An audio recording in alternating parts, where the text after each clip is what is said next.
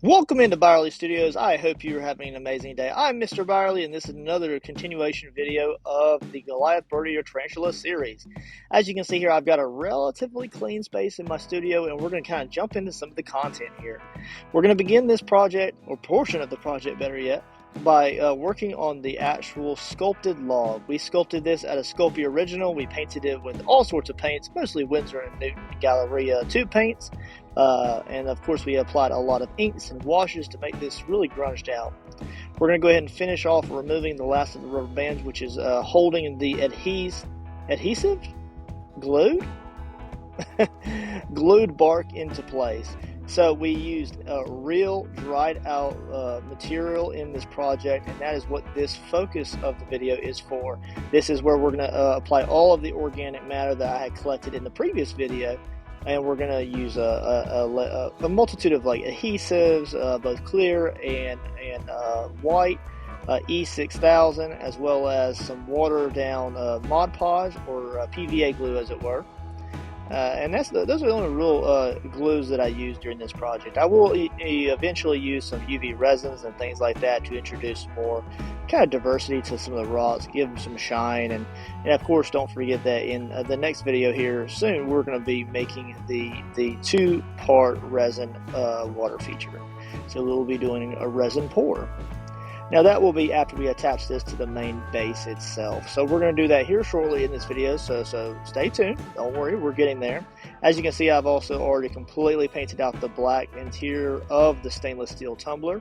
This was created with a 30-ounce skinny as well as a 30-ounce modern curve tumbler, which I kind of banged and pressured into place. And then we wrapped that with the Sculpey Original before baking. I do plan to make a 3D tumbler version of that sculpture right there that I just set off to the side, and it will also feature a spider. But I've also got a lot of other ideas that I've kind of been branching from the overall rotted log that I sculpted. So you're going to see that return to my Etsy shop relatively soon in a lot of different ways. So here's our base. We've already got it completely painted out, and it's been a while since we've actually messed with the base itself, but it's making a return now. It's finally coming back into the camera view here, and as you can see, we're going to go ahead and begin the process of adding some material to this. You can see that the rotted log snaps right into place. I sculpted it directly with the base below so that it snaps into position only one way. It also has some kind of gaps at both corners before it overhangs off of the rock base. That just gives it a really large projection apart from the base being smaller, and it just really looks really cool. I'm really digging how it looks, and I think the overall formation is fairly strong in general. So as you can see here, I'm going to start pulling over some of the material. Now this is the kind of bark texture that I had already dried out, and we applied that.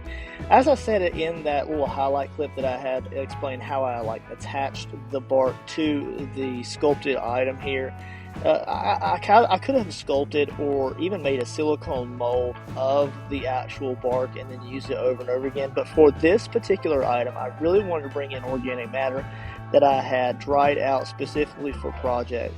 I really do like to bring in other mediums, and I like to use as many mediums as possible in a lot of my projects. And as you can see here, I'm just kind of showcasing the dirt that we had collected from the rotting log. This has been extensively dried in the oven. All of the materials that I show here are dried at different temperatures throughout the process. The dirt is cooked the longest just to avoid any kind of organic matter or any kind of organisms inside of the dirt. I don't want to mail hurt any kind of bad things inside that dirt whatsoever. So it's dried and baked extensively until the dirt is relatively completely dead. And even then, we also soak it in rubbing alcohol. So a lot of it has a deep coating of rubbing alcohol before I dry it to room temperature yet again. So just remember that these dirts and these organic matters go through an extensive process of heating, cooling, and then chemical composition before we're actually ready to use it. Don't ever feel like that fear that you're going to be getting something from my shop that has a lot of organisms in it. That's not the case. I would recommend that people who do use organic matter in their projects just be very careful with what you're sending to people. you know, you don't want to be the person to send somebody like a bug, or there's a wasp nest that I had collected in my ventures outside.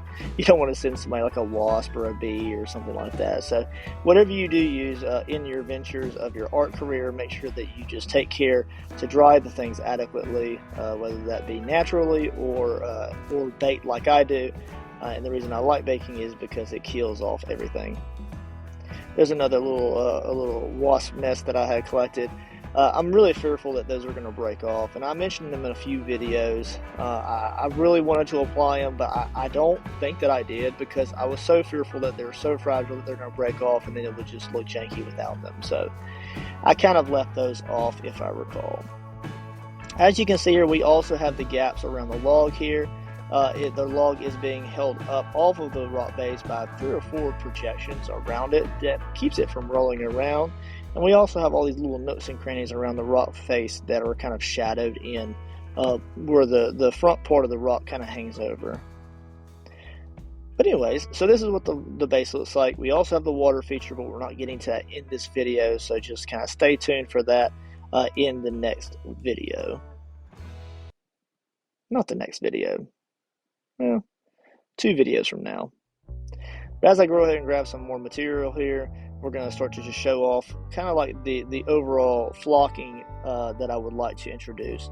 So although I'm using a lot of organic matter, I also want to have a little bit of greenery. This is actually the terrain grass that I used for the leg hairs. It's very, very good. It's very durable, and it worked very well for what I needed it for. I was thinking about sprinkling a few of these on the base itself to show that maybe the spider kind of like rubbed its legs to try to like get a predator away or something. And there was some of those hairs in the ecosystem of the base, but I decided to leave that out. It just got too chaotic if I would have kept adding more stuff. I did also buy this bag of moss from Michaels. Now they have different types of moss, and some of those run pretty expensive. Thank you, inflation. Some of those bags are upwards of like $20 or something. I think I got this one for around $8, and it has a wide variety of different artificial mosses in it, and I really do think they're going to work quite well. I don't use all of this in any way, but it does add a little bit of color as I go through the process. Alright, so as I set that off to the side there, because it will be making a return here later in the video. Now, when I had ordered my new static grass applicator, and it's not a super extravagant one, but it was like a multi-pack type of thing off of Amazon. It's actually the first one I've ever owned, but I really have been looking forward to getting one. It came with 2 packs that are very, very dark green, but it's not like a natural green. It looks artificial in a lot of ways. I also have a little bit of moss flocking that I had bought from Walmart, and it wasn't actually moss like flocking. It was actually like a moss that you used to add to like artificial like flower bouquets and stuff. And I actually put that in a blender and blended it myself. It's actually a really good flocking, so I look forward to buying more of that and kind of making some more, because I've been using that flocking for a very long time. There you can kind of see I also do have a fine flocking that I had purchased at Michaels. I got it on sale when it was like $2 for an entire plastic pack of it, and it takes you a long way, but at least because it's only $2, if you waste a lot of it, it's not a big deal. You can just buy another pack. It doesn't make you feel like you're just wasting like a $20 thing of flocking. Now, just remember that not all flockings are made the same or are equal. Just whatever you do use, you can always dye it with inks and washes and make things a little bit more dingy or very vibrant. So you can just kind of meet the needs that you have. Now, a lot of the process that I use for this build, or anytime I'm attaching any kind of loose items to a base or a formation, I'm going to use Mod Podge or a wash glue. So you'll hear a lot of times where people will use washes to kind of like spray and dye their items while they're painting it. And then that paint or the wash paint gets into all of the recesses, and then if you wipe it off or if you kind of leave it, then it'll grunge or tone a lot of the underpaints and things like that. In this situation, what I'm using is a watered down Mod Podge. Now, you do have to use quite a few layers of this, and I'll be honest, I haven't used this little container in quite some time. It's not that it's clogged, but it's just not spraying in a wide fan like I need it to be. So later on in the process, I actually pull out my large canvas spray bottle and I actually fill it full of Mod Podge water.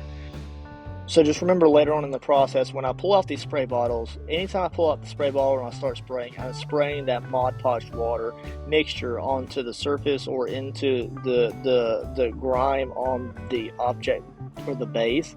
And what it's doing is it's going to create a thin layer of absorbed glue and water. And as the water dries out, it leaves the residue of that glue behind. It may break up the the molecule bondage of the glue a little bit, but in the long run, if you put enough layers on there, it creates a nice shell, and it does keep everything on the base itself.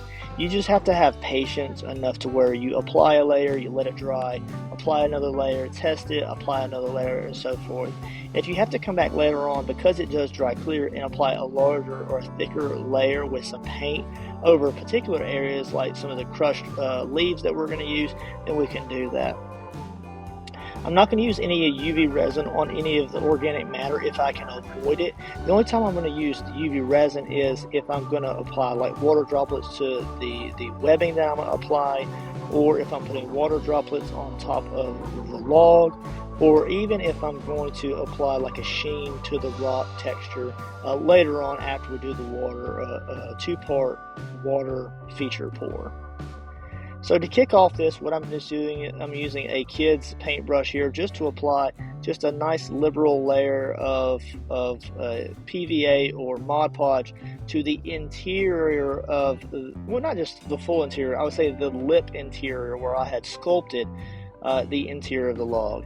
Now I had sprayed a gloss spray paint inside the log to make it really dinged out. Silver is not going to cut it when you're looking inside a log like this. It needs to be dark. You can kind of see the glare of the light as I shift it around. But I really just want this portion of it to just make it feel like that. Do you really want to put your hand in this log? Like, do you really want to do that type of thing?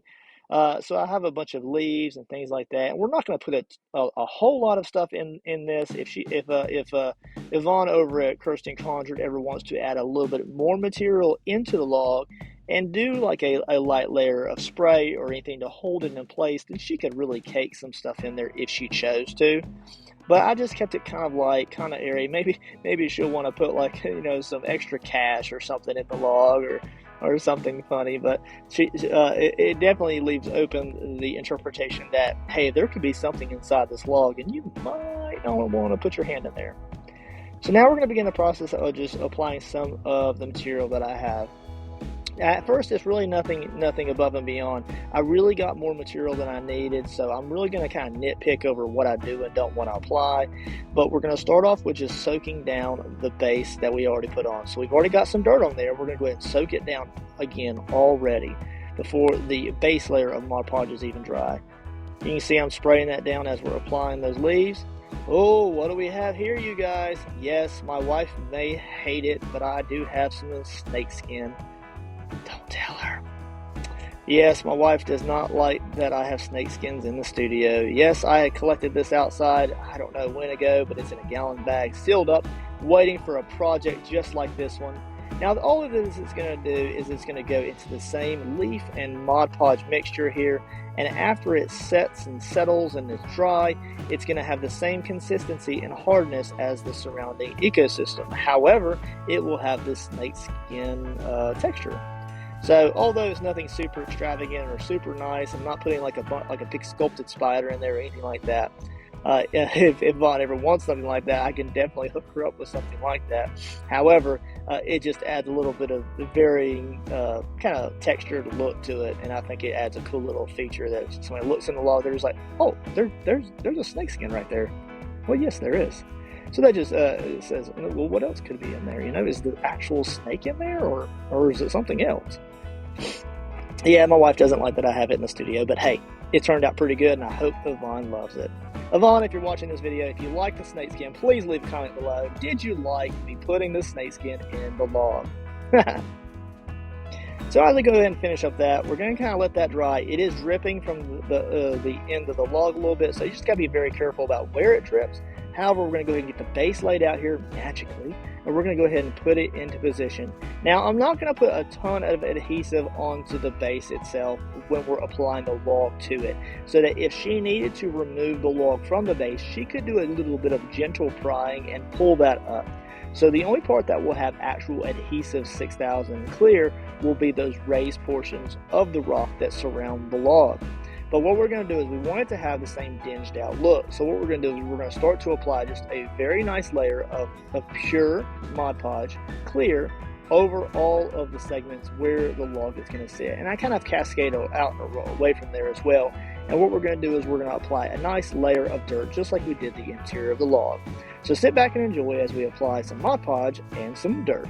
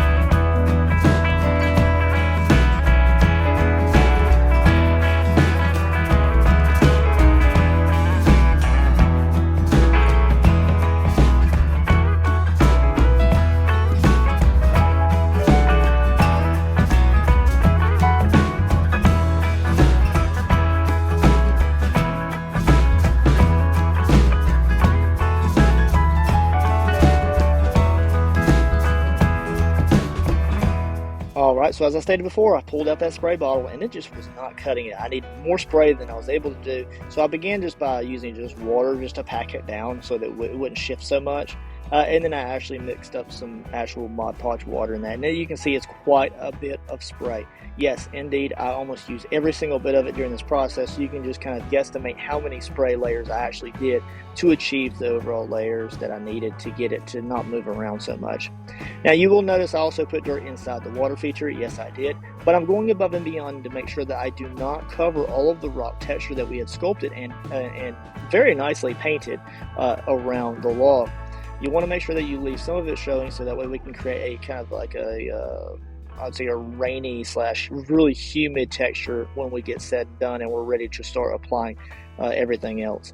So I don't want to cover up the rock. Otherwise, what is the point in painting all the rock and sculpting it if we just covered it with just random dirt? You know, you get what I'm saying. Moving on, we're going to use E6000 clear to attach the log here. I'm going to apply gentle pressure to that, and the log is actually so heavy that it will hold itself down. So there's no worries about that.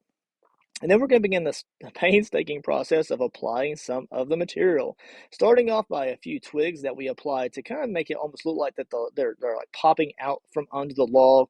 Maybe the log fell and it had some branches or some material underneath it that the main log crushed or something like that, or maybe there are branches coming off that branch that we sculpted in one of the previous videos there. But we're going to go ahead and use whether it's E6000 clear, E6000 white. I think it's white in this portion of the video. It really doesn't matter. We can come in with a little bit of dirt and cover up some of that Blanco or white E6000 if we need to, but we really don't have to do that a whole lot. We're going to start applying some of those leaf petals and little blossoms that I had collected in the woods. If you haven't had the opportunity to check out that video, make sure you go do so. It was pretty good. It's kind of a simple video where we're just walking through the woods, picking out material and kind of showing you what I would or would not choose. And it's just very simple, but I promised you at the very beginning of the series that we were going to do that. And what did we do? We did it. Using that awesome big spray bottle of Mod Podge or Mod Podge wash, it's called mod wash. Mod wash. Not mud wash, mod wash. To make sure that we're saturating that wood. Wood and dirt. So this, instead of leaving whole leaves on the actual front part of the base, I decided to make it look like a mulch texture. Maybe like maybe it's got really heated or hot or dry for a while, and these like leaves just really decayed and broke apart.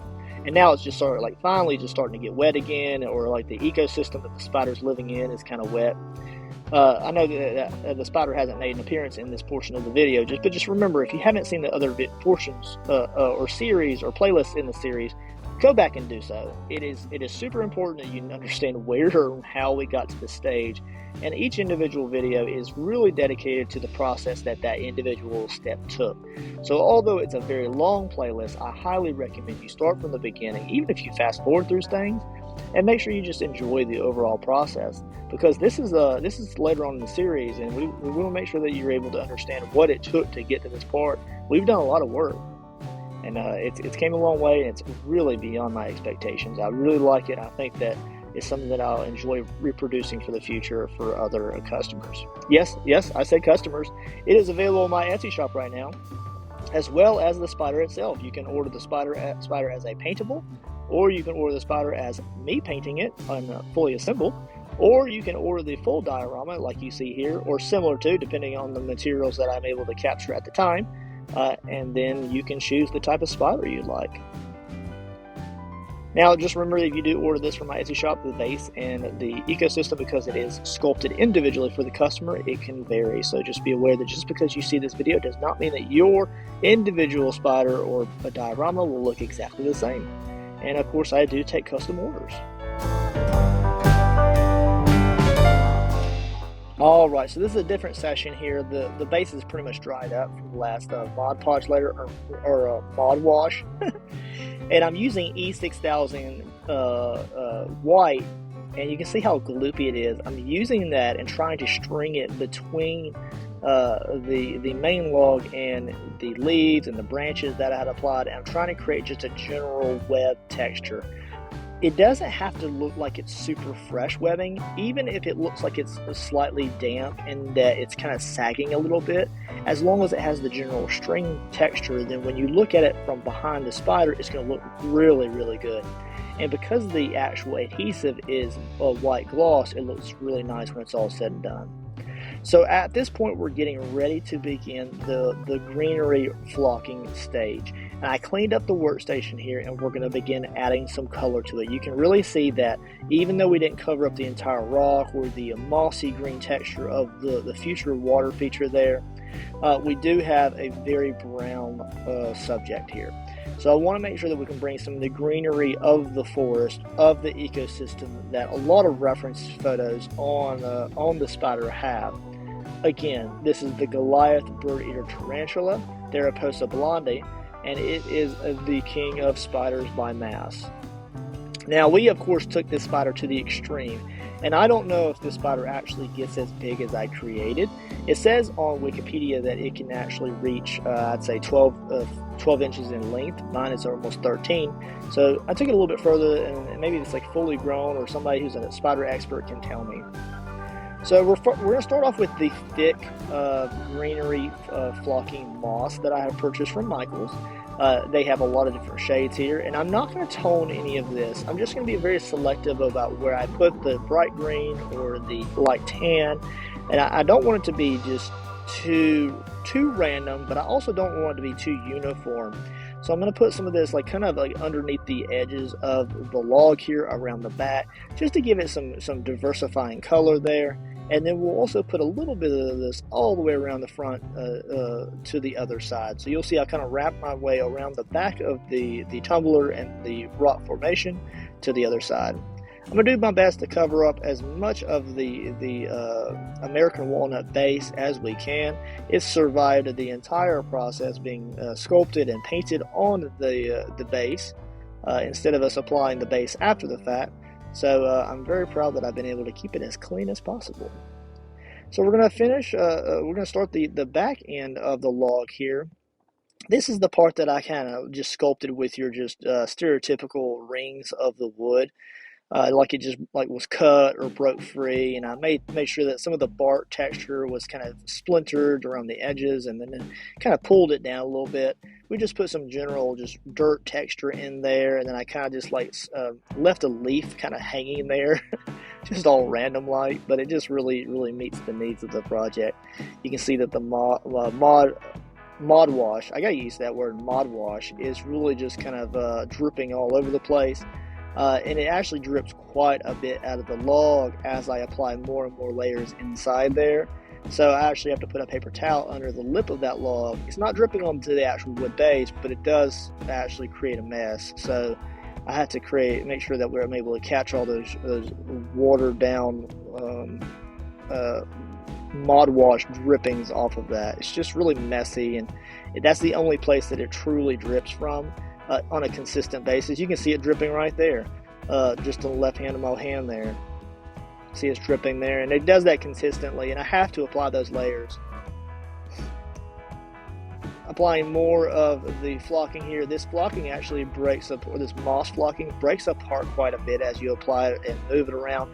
I'm just dipping it in the Mod Podge, pure Mod Podge, and I'm just applying it by finger, and I'm just hoping that it stays where I put it. I'm being very generous with it, but I'm also not trying to just throw it in there just to apply it. Just because I have it does not mean I have to use it. And sometimes the best thing that you can do as an artist is just hold yourself back, rein in your just spontaneity and wanting to apply everything you touch. And it's the best thing that you can do as an artist is just hold back and just kind of sit back and watch the art and see what the art needs. You can see that there's not a whole lot of greenery around the front side or the right hand side, and that's because you got to remember that you want to kind of diversify where your eye is going to look when you look at the diorama as an entire piece. So although the left hand underneath of the log has some green moss, the right hand side doesn't, because the right hand side is going to have the little tree frog and the water feature. So you just remember you just can't clutter it up too much, but you also want the base and everything to look like it's really natural. Again, I said it before, I'm going to come in with some more of the spider webs. You can just see I'm actually wasting quite a bit. I'm having to rub it onto the paper towel, make sure it doesn't gloop too much. So it's a little bit of a process. It's got a little bit of a technique to it. It's not as easy as you would think, because technically you're not letting this dry out. It would be kind of interesting if I were to let this dry as I strained it across a piece of parchment paper and then apply those after the fact. I had created something like that with UV resin once before in a different scenario, and it was kind of cool. But as you can see, I'm really starting to layer it in here. This is in 6x speed, so we're really throwing it on and just trying to get as much in there as we can without making it look too crummy. Applying a little bit of dirt texture here and there, doing some cleanup work. Anywhere there's a large gloop of paint there, I will use a little bit of dirt texture, and it just kind of hides what's there. So this time I'm trying something a little bit different. Instead of attaching the little gloop of the glue to the base and then kind of stringing it across, I'm actually using a gloved hand, of course, to kind of string the gloop out and away from my finger with the tip of the nozzle of the glue container. It's really leaving a cool effect behind, and it doesn't have to be completely covered, but I just want to give the overall idea of webbing, or just maybe the web that the spider had applied is kind of washed out and washed away from the item, and this is just like kind of the remnants of what's left behind. I don't have to have full webbing on there as I originally thought I was going to use some like cotton swabs and pull them apart and all that stuff, but I think just using the glue itself, it turned out to be a really cool feature. I'm applying a few little acorns around the back part of the diorama, just kind of finalizing everything before we start to add the finer moss across the actual bark texture. And that's what we're getting ready to do. I'm going to use a little bit of a dry brush technique, and I'm just going to apply that little fine flocking to the portions of the top of each node of bark. So just the high spots, we're going to get that flocking there, and I'm wasting quite a bit here. But just remember that if you don't brush it off, you're not really wasting that. So some of that moss is like kind of settling into the nooks and crannies. And what I'll do is, as this dries, I will come in with a mod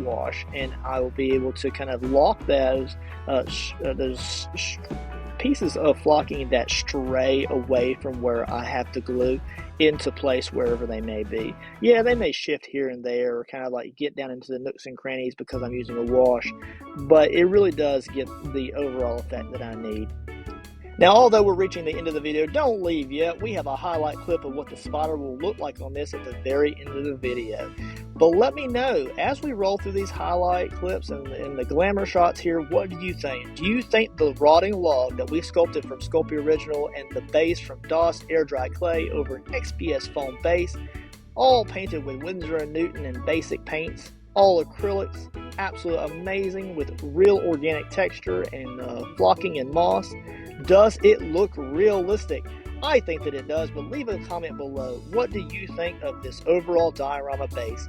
Now just stay tuned, because in the next video we're going to be finishing up the tree frog and getting ready for the 2-part epoxy water feature pond pour. So you'll be able to see a little bit of epoxy work here soon. I am so happy with how this thing has turned out. Again, Yvonne over at Kirsten Condor has been so patient. And just remember, at the very end of the series, we'll do an entire encapsulation of all of the parts of the series. I'll catch you later, guys.